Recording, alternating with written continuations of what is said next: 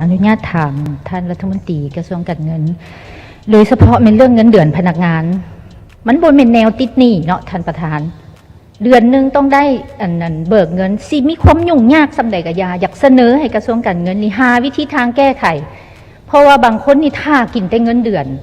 บางคนบ่ได้3 เดือนก็เจ้าสิอยู่แนวใดตัวนี้นี่ยากสำใดก็ต้องแก้การเบิกจ่ายเงินเดือนนี่ครับเจ้าเห็นดีครับทางกระทรวงเงินเลยเสนอกลไกใหม่กับกระทรวงภายในแล้วว่าต่อไปนี่เจ้าบ่ให้มี24ลายเส้นนี่เนาะเฉพาะเงินเดือนแม่นรัฐมนตรีกระทรวงเกี่ยวของเจ้าแข็งเส้นให้มันสามารถปฏิบัติได้ด้วยผ่านมาเขามีว่า24ลายเส้นนี่เฮ็ดในการขอเบิกจ่ายเงินเดือนซักษาที่สุดแต่ละปีเดือนมังกรเนี่ยมันขอยืมลงหนาหมดทุกแห่งทุกกระทรวงบ่สามารถปฏิบัติแผนรายจ่ายต่อไปพวกเขาจะให้รัฐมนตรีเส้นแล้วเนาะบ่จำเป็นไปหอด24ลายเส้นนี่เนาะแต่24ลายเส้นก็ยังบ่ถูกต้องอยู่ผ่านมาเฮ็ดให้ซักษาเสือนี่ขอรับส่วนว่าไล่เงินเดือนที่อยู่ห่างไกล2 ลีกกันซักษาผ่านมาเนี่ยคือสัมพันธ์บางสายเป็นห่วงกระทรวงเงินก็ได้พ้นขั้วแล้วว่าถึงจะบ่มาเอาก็ตามพวกเขาให้เปิดบัญชีเงินฝากไว้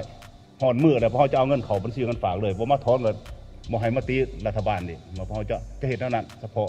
อันบรรดาโรงเรียนประถมโรงเรียนที่ห่างไกลเนาะที่ว่าเขาเจ้าบ่มีเวลาจะมาถอนเงินอยู่เมืองครับเนาะอันนี้พวกเขาจะเห็นเท่านั้นสำหรับทิศทางต่อไป